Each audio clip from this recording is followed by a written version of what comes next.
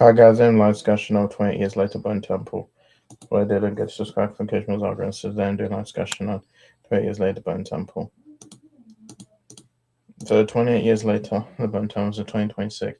Post-apocalyptic horror film directed by Nia DaCosta. It was shot back to written by Alex Garland. It was shot back to back with Presser 20 years later. And says the fourth installment over on the 28 days later film series. The film stars Ralph Fiennes, Jack O'Connell, Alfie Williams, Aaron Kellyman, and Chulos Parry. And so yeah, I enjoyed the movie. I thought it was interesting. I did like it. I thought it was interesting. I didn't like his Wayne DaCosta. She did Candyman, and then she did the Marvels. She did had I did enjoy the movie. I thought it was interesting. I did enjoy it a bit more 20 years later. But yeah, I like the sort of like Hilda Grant she saw Joker, and it was interesting. I didn't like it. I think it's probably the first blockbuster of 2026, but I did enjoy it. So yeah, I'll give it an 8 out of 10. So just wait if you haven't seen it, click when I come back. So she after being arrested by the Fingers Gang, led by the charismatic Satanic Sir Lord Jimmy Crystal Spike, is forced to undergo an initiation ritual, which he's compelled to challenge and kill one of the Fingers to take their place. Jimmy, renamed Spike Jimmy in order with his practice of giving all Fingers variations of the name, including Jimmy Inc., who was less infused about Sir Jimmy's violence and the sadistic Jemima. Meanwhile, Dr. Ian Carlson continues his maintenance of the Bone Temple as an Asuri memorial to those killed during the Rise outbreak. He frequently encountered a local alpha infected when he has named Samson. One Carlson fends off by sedating with a blowgun, equipped with a morphine missile than darts. Samson keeps returning to the Bone Temple, and Carlson discovers Samson has grown addicted to the morphine and is intentionally letting himself be drugged. Carlson notices that Samson appears more lucrative while drugged, and begins to experiment, seeing if he can cure Samson's virus-addicted psychosis. An apparent friendship begins to form between two, during which Samson has flashbacks to pre-infliction childhood, and even slowly regains the ability to speak. The fingers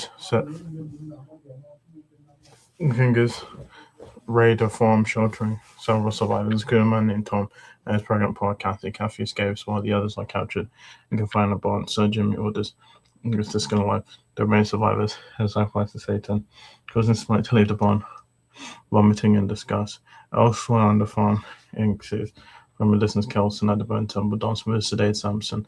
Upon returning, Jimmy Inc. encounters Spike outside, and when Spike says leaving the Fingers warns him that there is nothing else out there, persuading him to remain. So Jimmy offers Tom a place, nothing among his Fingers.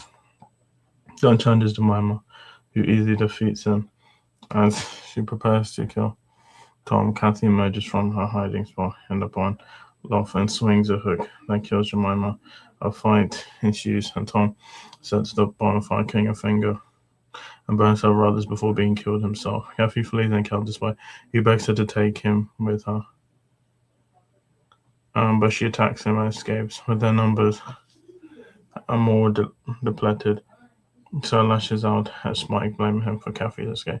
Ing says, explaining that she believes Carlson is Satan due to the iodine red tangle skin, the bone-filled temple where he resides, and his apparent ability to command and inflicted Sir Jimmy resolved to visit the Bone Temple.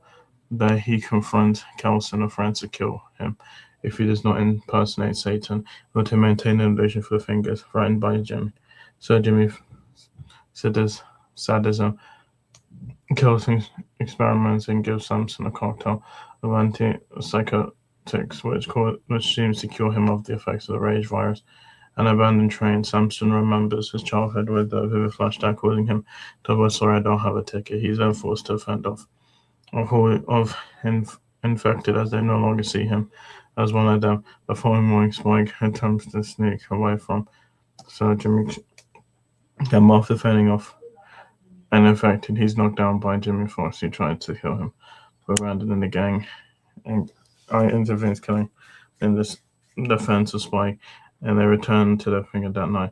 The gang arrives at Bentham, and she kills from place along with Sir, who's plan to regain control over the fingers by impersonating Satan, administering a hallucinogenic substance to the gang, and performing pyrotechnics for a lip sync of I Maiden's The Number of the Beast. Upon realizing Spike is with them, however, Kelson attempts to persuade the gang to crucify Sir Jimmy in an attempt to save Spike.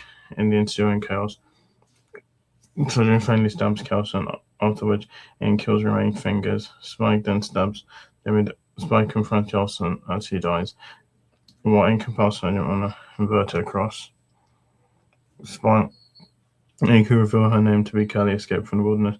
In his final moments, Sir Jimmy laments to Kelson that he can no longer hear his father's words. And survive once Sir Jimmy hallucinates as Satan.